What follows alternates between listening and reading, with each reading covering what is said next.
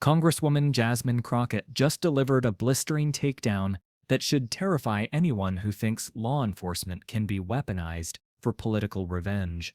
She didn't just call out Attorney General Pam Bondi's Fox News threats. She exposed how selective enforcement and divisive rhetoric are tearing apart the very foundations of justice in America. Thank the chairman. I now recognize the ranking member of the subcommittee, Jasmine Crockett. Thank you so much, Mr. Chairman. And I first just want to begin with a news alert. Guess what? Joe Biden is not the president anymore. So maybe we can move on. Maybe we can move into the present, because it seems like we are living in the past. And listen, these are not the good old days, you know, like you used to sit around and your grandparents would talk to you about what used to happen. What we need to be talking about is how we are going to legislate, because I think that some of my colleagues have confused what our jobs are. And I get that we're sitting in judiciary. And so it may seem as if we are here to be litigators, but we are here to be legislators, which means that we are supposed to be writing laws, not trying to have our own trials and determine whether or not something is true or not, or whatever the case is, or who should be sued, who shouldn't be sued. All I know is that a great American hero, a good senator out of New Jersey, said something to the effect yesterday as he was shattering the record for holding the floor, a record that had been held by another racist in this country. As he shattered that, he said something about the fact that this should not be about left versus right. It should be about right versus wrong. And I am going to tell you that I want us to focus on right versus wrong. The reason that we are struggling right now in this country as it relates to people not trusting agencies, honestly, a lot of it is because of elected leaders. Let me tell you, one of the things that the chairman and I actually agree upon, we don't agree on a lot, is that we both know that there has been a sharp incline as it relates to threats upon our lives.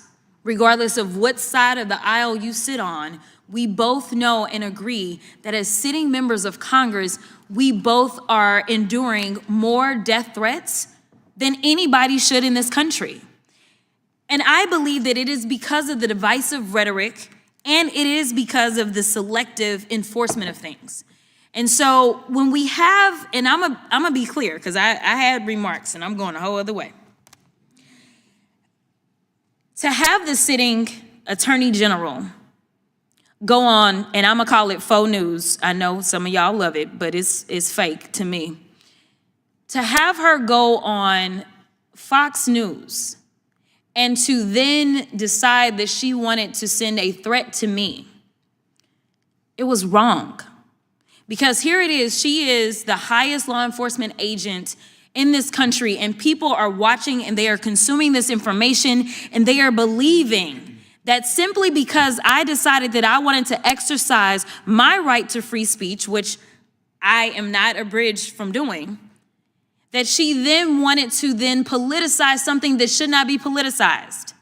I don't like Elon Musk. I'm gonna say it 50,000 times. I don't like him. I don't like that he going out there and he firing people. I think that he's a crook, because somehow the rest of us can't sit around and get whatever federal contracts we want. The rest of us can't sit around and get law enforcement and get them somehow ordained as federal law enforcement to protect him. The rest of us can't get our dealerships protected by the federal government. That is somebody that is operating above the law. For whatever reason, just because he has a lot of money, more money than everybody else. And yes, I am happy to see that on my birthday, which is what I said, there were peaceful protests around this world against him, because he is a problem. And so you never should have somebody that is sitting that high and is going to sit up here and threaten a sitting member of Congress when she knew good and well, if she watched the entire thing, that I specifically told protesters to make sure you consult with lawyers, just like I've told protesters over and over and over in the history of me advising people to go out and exercise their constitutional right. The fact that there are other sitting members that have received letters of threat from this new DOJ tells me that they are about retribution and they are not about following the law. The reason that our party, or I won't even say our party, our country, is torn apart is because we can't even agree on right versus wrong. This should not be left versus right. The only thing that we're asking is that we have law enforcement that will show up when there is an actual crime. If somebody calls and says, hey, I need you to investigate this cyber crime, or I need you to investigate this child pornography, or I need you to investigate this robbery, then we want somebody to show up, and we don't want them to look at us and act as if just because I'm black or because I'm woman, that I am not worthy of having that case investigated, because we have an administration that is continuously railing against diversity, equity, and inclusion, or we don't need people that show up that feel like diversity should not be valued. That is why we should have somebody that may show up and looks like me. The final thing that I'll say, because you've been gracious, is this. When I first became a public defender, I had no criminal defense experience. And I walked in and I told my boss, Charlie, I said, listen, you should hire me. He said, why? I said, because I'm black. Charlie looked at me like I was crazy. And I said, let me tell you something. When I walk in, I'm going to walk in with a level of rapport and understanding that maybe some of my other colleagues will not. Charlie offered me my job, and I worked my butt off, and I worked really, really hard for all of my clients, not just those that look like me, and that is what it looks like to serve. Thank you. What Representative Jasmine Crockett delivered wasn't just a congressional speech, it was a masterclass in exposing institutional corruption while defending democratic norms. Her accusation that Attorney General Pam Bondi used Fox News to threaten a sitting member of Congress represents a fundamental breakdown in separation of powers that should alarm every American. Crockett's opening was strategically brilliant. By declaring Joe Biden is not the president anymore, she stripped away Republican talking points about past grievances and forced the conversation into the present crisis. She recognized that colleagues were using oversight hearings as political theater rather than fulfilling their constitutional duty to legislate. This tactical precision immediately shifted the debate from deflection to accountability. The core argument centers on a dangerous precedent when the nation's chief law enforcement officer uses media platforms to intimidate elected officials. Crockett referenced Bondi's Fox News appearance, where she issued what Crockett characterized as a threat. This represents weaponization of prosecutorial power for political purposes. The Attorney General's office is designed to be independent precisely to prevent political interference in law enforcement decisions. When this independence erodes, the entire justice system becomes a partisan weapon. Crockett's discussion of death threats reveals institutional decay. Both Democratic and Republican Congress members are experiencing unprecedented threat levels, which she attributes to divisive rhetoric from leadership. When the Attorney General participates by targeting specific members on partisan platforms, it legitimizes and escalates these threats. The message to extremists becomes clear: these officials are enemies worth targeting. This creates a chilling effect where elected representatives may self-censor to avoid becoming targets. Her criticism of Elon Musk exposes how wealth creates separate justice systems.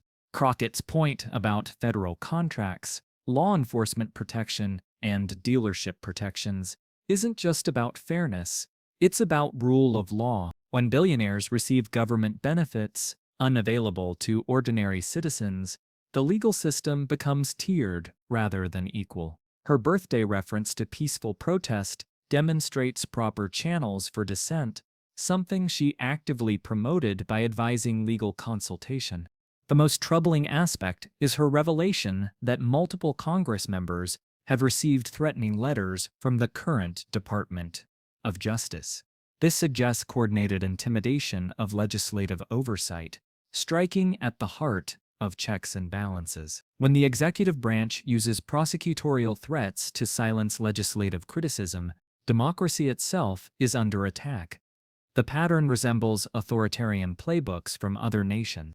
Crockett's personal story about becoming a public defender illustrates why diversity in law enforcement matters practically, not symbolically.